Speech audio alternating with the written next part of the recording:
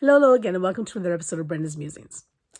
So tonight I want to talk about habits and, how do we go about breaking habits that are perhaps not healthy for us, mentally or physically, or maybe they're habits we've developed as a coping mechanism, or we've discovered that we do things subconsciously without realizing why or that we're even doing it.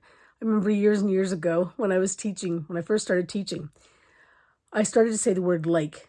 It's sort of like the stereotypical valley girl.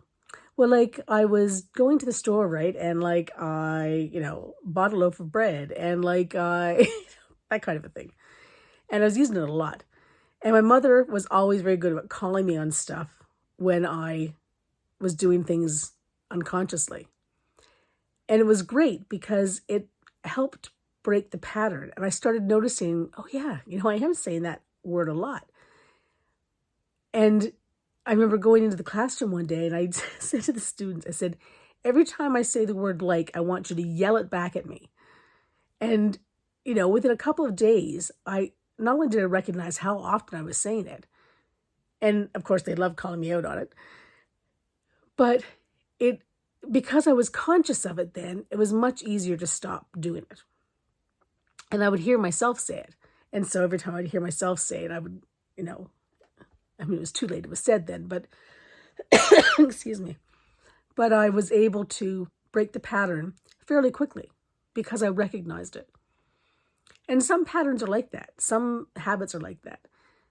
But some are not. Some are, even when you recognize them, they're difficult to break.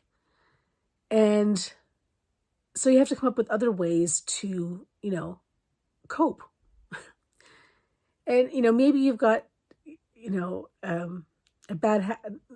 Not even like, I shouldn't even say they're bad habits, but unconscious habits. Or like I had a friend once, and every time she would talk to you, she'd be like twirling her hair. And it got to the point where it was so distracting that you weren't even listening to what it was she was saying because you were like, she's twirling her hair, going, oh, she's twirling her hair again. I wonder, will she notice she's twirling her hair? Will she get her finger caught in her hair? Like, all these other thoughts were going on in your head. Excuse me, I'm so sorry. But while she was talking with you. And so, the whole conversation as such didn't really happen because I wasn't really listening to her. My mom had a really bad habit of biting her nails, like right down to the quick. And she was I wouldn't say a nervous person, but she was a worrier. And that was her way of coping with it. And and then it just became, after a while, this became this habit that she would do, even if she wasn't worried.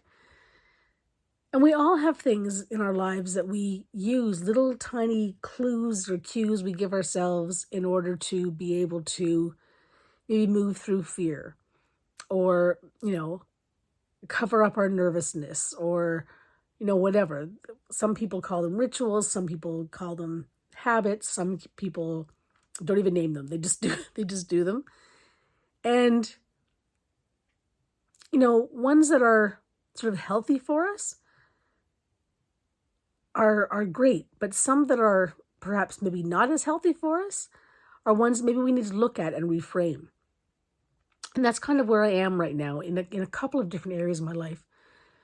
I'm trying to reframe some of the habits that I have and turn them into something that's better for me, better for others.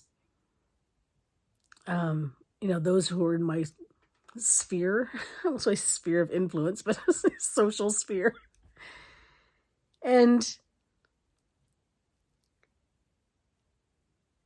I recognize what they are. I recognize what it is that I want to change.